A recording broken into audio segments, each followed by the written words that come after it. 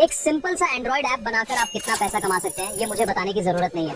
और आज के एआई जमाने में ऐप बनाना तो हर कोई सीख रहा है, लेकिन उसे प्ले स्टोर पर डालकर असली अर्निंग करना कोई नहीं सिखाता। तो आज मैं आपको स्टेप बाय स्टेप वो पूरा सीक्रेट रास्ता दिखाने वाला हूँ, जिससे आप अपने बनाए हुए किसी भी ऐप को गूगल प्ले स्टोर पर पब्लिश कर सकते हैं। देखिए, इस प्रोसेस का सबसे पहला स्टेप होता है प्ले स्टोर का डेवलपर अकाउंट बनाना, जिसके लिए आपको $25 की वन टाइम फीस देनी होती है। ये प्रोसेस बहुत सीधा है, आपको बस अपनी बेसिक जानकारी और कार्ड डिटेल्स भरनी होती हैं और फिर पेमेंट के बाद आपका डेवलपर अकाउंट बन जाता है। इसमें आपको अपनी आइडेंटिटी भी वेरीफाई करनी होती है, जो आप आसानी से कर लेंगे। लेकिन अगर आपको समझने में प्रॉब्लम होगी तो डिस्क्रिप्शन में मैंने एक वीडियो का लिंक ऐड कर दिया है, उसे देखकर आप ये आसानी से कर सकते हैं। अभी के लिए मैंने ये मान लिया है कि आपने ये पहला स्टेप पूरा कर लिया है।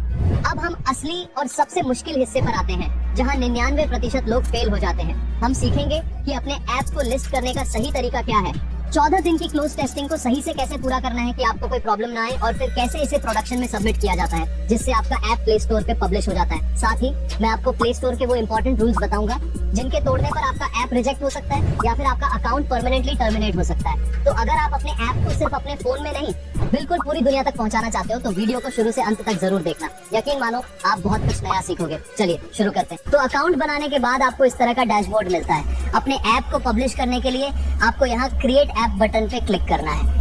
अब यहाँ आपको अपने ऐप का नाम डालना है, लैंग्वेज में इंग्लिश ही रहने देना है। फिर यहाँ बताना है कि आपका ऐप एक ऐप है या गेम। उसके नीचे आपका ऐप फ्री है या पेड, ये सेलेक्ट करना है। फिर नीचे इन दोनों चेकबॉक्स को टिक करना है और यहाँ नीचे क्रिएट ऐप बटन पर क्लिक कर देना है। इसके बाद आपके सामने ये पेज आएगा। आपको इसमें स्क्रॉल करके यहाँ नीचे सेटअप योर ऐप वाले सेक्शन पर आ जाना है और फिर व्यू टास्क पर क्लिक करना है। अब यहाँ आपको ये सारे टास्क दिख जाएंगे जिन्हें हमें एक एक करके पूरा करना है। घबराइए नहीं, ये बहुत आसान है। चलिए पहले टास्क से शुरू करते हैं। यहाँ आपको अपने ऐप की प्राइवेसी पॉलिसी पेज का URL डाल देना है। फिर नीचे से सेव बटन पर क्लिक करो, बस ये सेव हो जाएगा। आ जाओ।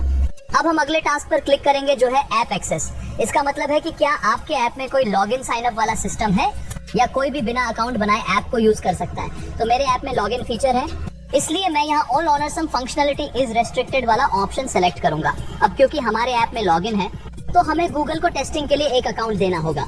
इसके लिए नीचे ऐड इंस्ट्रक्शंस पर क्लिक करो। यहाँ नेम में कुछ भी डाल दो, जैसे टेस्ट अकाउंट। फिर यहाँ पर एक यूजर नेम और पासवर्ड डाल दो, जिससे गूगल की टीम आपके ऐप में लॉगिन करके उसे चेक कर सके।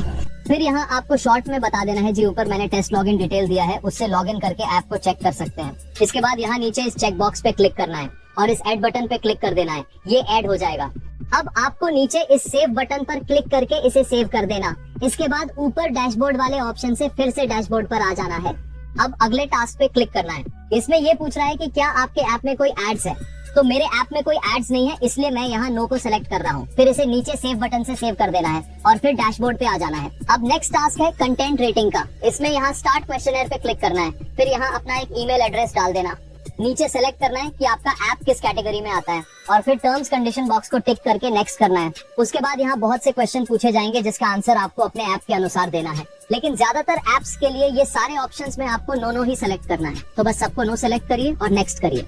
उसके बाद आपने जो सिलेक्ट किया होगा उसका समरी दिख जाएगा। आपको बस सेव बटन पे क्लिक करके सेव करना है और फिर डैशबोर्ड पर आ जाना है। इसके बाद नेक्स्ट टास्क पर क्लिक करना है। इसमें आपको अपने ऐप का टारगेट ऑडियंस सेलेक्ट करना होता है। मेरा ऐप ई-कॉमर्स ऐप है, इसलिए मैंने यहाँ 18 और अधिक वाला चुन रहा हूँ।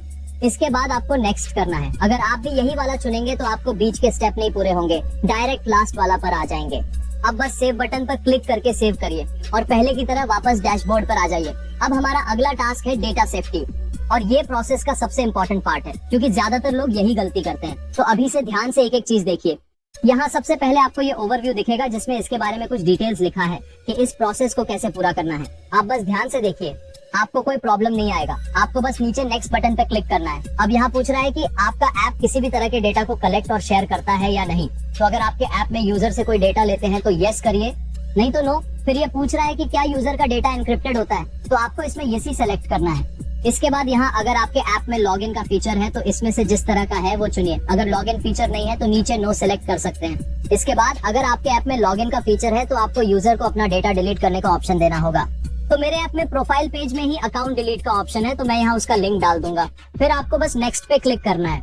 अब यहाँ आपको बताना है कि आप यूजर से कौन कौन सा डेटा लेते हो, जैसे कि पर्सनल इन्फो में आपके ऐप में जो जो डेटा यूजर से लिया जाता है उस सबको टिक करना है। फिर अगर पेमेंट डिटेल लेते हैं तो उसको सेलेक्ट करना है। इसी तरह आपके ऐप में जो जो डेटा लिया जाता है उस सबको यहाँ पे सेलेक्ट कर लेना है। इसमें आपको एक बात ध्यान रखना है कि अगर आप कोई डेटा लेते रहते हो और उसे यहाँ सिलेक्ट नहीं करते हो तो आपका ऐप रिजेक्ट भी हो सकता है। इसलिए सभी परमिशन को सही से ईमानदारी से बताना होगा। हर ऐप के लिए ये अलग अलग होता है, तो इसीलिए आपको ये अपने ऐप के अनुसार करना होगा।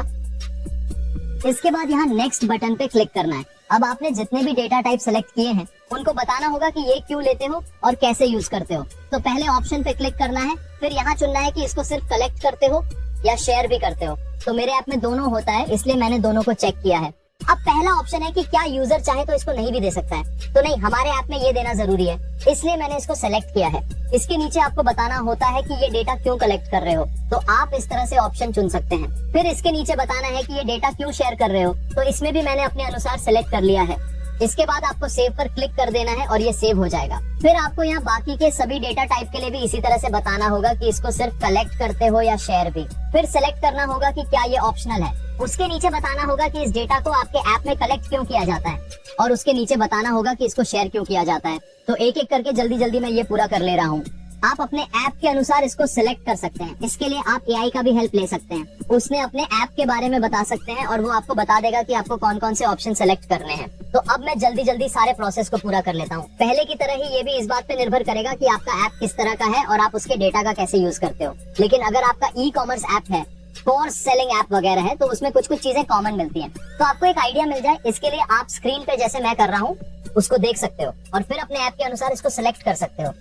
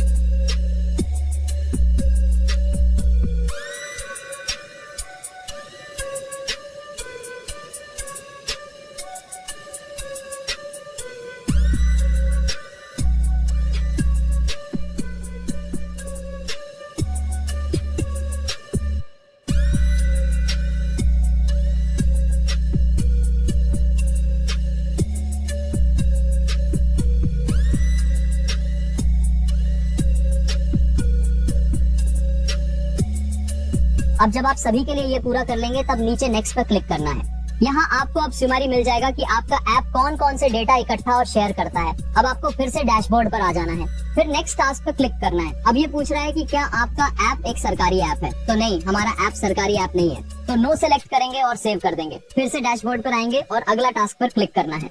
अब पूछ रहा है कि क्या आपके ऐप में कोई फाइनेंशियल फीचर है, तो मेरे ऐप में ऐसा कोई फीचर नहीं है। तो हम बस लास्ट वाला ऑप्शन को चेंज करके नेक्स्ट करना है। फिर बैक करने पर ऐसा ऑप्शन आएगा। इसमें पूछ रहा है कि आपका ऐप विज्ञापन आईडी का उपयोग करता है या नहीं, तो नहीं, मेरे ऐप में कोई विज्ञापन नहीं है, इसलिए हम नहीं चुनेंगे। लेकिन अगर आप कोई गेम वगैरह बनाते हो और उसमें एड्स लगाते हो तो आपको यहाँ यस करना होगा। फिर वापस आने पर इस वाले में आपको ये कंफर्म करना होता है कि आपका ऐप कोई हेल्थ से रिलेटेड ऐप नहीं है। इसके लिए भी बस लास्ट वाला ऑप्शन चुनना है और सेव कर देना है। उसके बाद फिर डैशबोर्ड पर आना है। अब नेक्स्ट टास्क है कैटेगरी और कॉन्टैक्ट डिटेल का। अब यहाँ आपको एडिट पर क्लिक करना है। इसके बाद कैटेगरी वाले सेक्शन में जाकर अपने ऐप की सही कैटेगरी चुन लेनी है और नीचे दिए गए सेव बटन पर क्लिक करके इसे सेव कर देना है। फिर वापस आकर यहाँ मैनेज टैग्स पर क्लिक करना है। अब इसमें से अपने ऐप से संबंधित जो भी टैग्स हो उन्हें चुन लेना है। ये टैग्स आपके ऐप को सर्च में आने में मदद करते हैं, इसलिए सही टैग्स चुनना जरूरी है। इसके बाद अप्लाई बटन पर क्लिक करके इन्हें भी जोड़ देना है। इसके बाद नीचे दिए गए स्टोर लिस्टिंग कॉन्टैक्ट डिटेल्स वाले सेक्शन में एडिट पर क्लिक करना है। यहाँ आपको अपना एक ईमेल एड्रेस डालना है।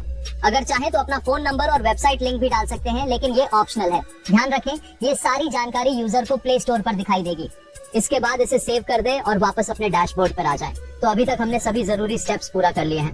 अब आगे आखिरी में आपको अपने ऐप को लिस्टिंग करना है। लेकिन देखिए, वीडियो थोड़ी लंबी हो रही थी और आप लोगों के बहुत सारे कमेंट्स भी आ रहे थे, इसलिए इसका अगला हिस्सा आपको नेक्स्ट वीडियो में मिलेगा। अगले पार्ट में मैं आपको बताऊंगा कि अपने ऐप की लिस्टिंग कैसे करनी है और उसे क्लोज्ड टेस्टिंग में कैसे डालना है।